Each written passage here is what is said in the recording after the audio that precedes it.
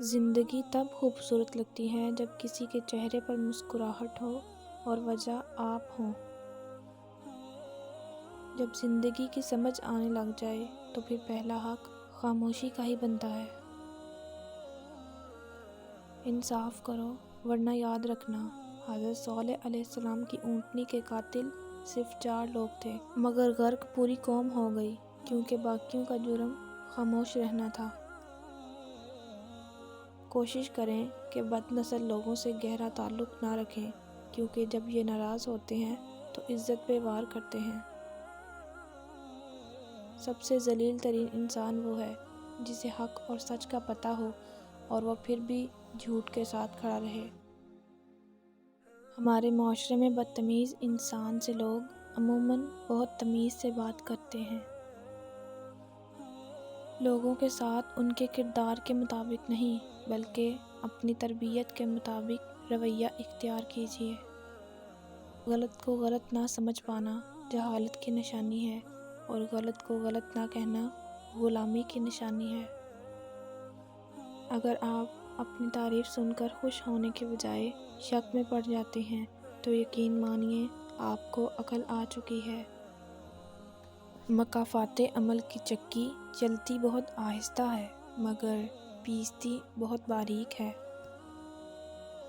مخلص ہمیشہ پیچھے رہ جاتے ہیں اور چمچے ہمیشہ بازی لے جاتے ہیں۔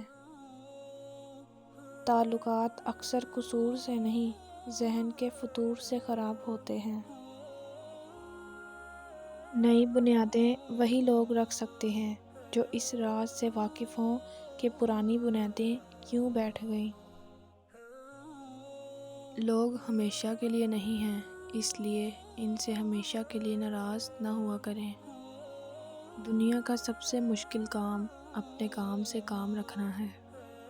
اپنی زندگی کو اس درخت کی طرح بناؤ جو تنہا کھڑے ہو کر سورج کی تپش برداشت کرتا ہے لیکن اپنے دامن میں آنے والے کو سکون بخشتا ہے۔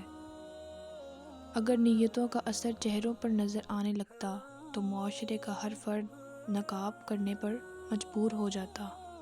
لحاظ اور عورت کی عزت بڑی سے بڑی ڈگری بھی نہیں سکھا سکتی ہے تو صرف گھر کی تہذیب۔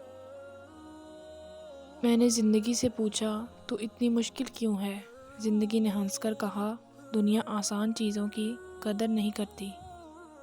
اللہ کی پکڑ سخت ہے، ہمیشہ اللہ سے ڈرتے رہنا اور کبھی بھی کسی کی غربت، بے بسی اور بیماری کا مذاق مت اڑانا۔ اللہ کی پکڑ بڑی سخت ہے، یہ وقت تم پر بھی آ سکتا ہے، یاد رکھنا۔ بادشاہ کو فقیر اور تندرست کو بیمار ہونے میں دیر نہیں لگتی۔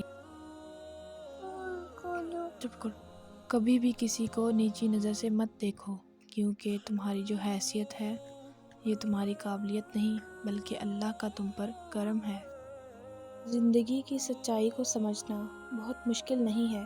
جس ترازو میں دوسروں کو تولتے ہیں کبھی خود بھی اس میں بیٹھ کر دیکھیے۔ مجھے لوگوں کو معاف کر دینا آتا ہے مگر دل میں دوبارہ جگہ دینا نہیں آتا۔ جو کسی کے ساتھ زیادتی کر کے اپنے لیے عزت چاہتا ہے تو اللہ اسے اپنے انصاف کے ذریعے ذلت دیتا ہے۔ جب انسان اپنی غلطیوں کا وکیل اور دوسروں کی غلطیوں کا جج بن جائے تو پھر فیصلے نہیں ہوتے، فاصلے ہوتے ہیں۔ جو آپ کی برائی کرتے ہیں انہیں کرنے دیں کیونکہ برائی وہی کرتے ہیں جو برابری نہیں کر سکتے۔ اس شخص کو کوئی نہیں بدل سکتا جس کو اپنے اندر کوئی غلطی نظر نہ آئے۔ وقت نکال کر بات کر لیا کرو اپنوں سے، اگر اپنے ہی نہ رہیں گے تو وقت کا کیا کرو گے؟ میری چپ میری ہار نہیں ہے، میرا صبر میری وہ طاقت ہے جو میرے اللہ کو بہت پسند ہے۔ حالات مجھے کمزور کرتے چلے گئے اور میرا اللہ مجھے پہلے سے زیادہ مضبوط کرتا رہا۔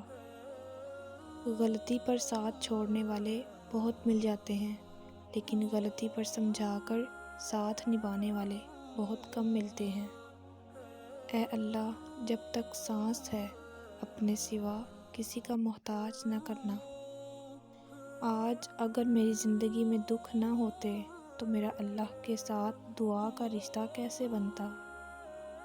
لوگ کہتے ہیں کردار پر بات آ جائے تو صفائی دینا ضروری ہو جاتی ہے، مگر میں کہتی ہوں کردار پر بات آ جائے تو بات ہی ختم ہو جاتی ہے۔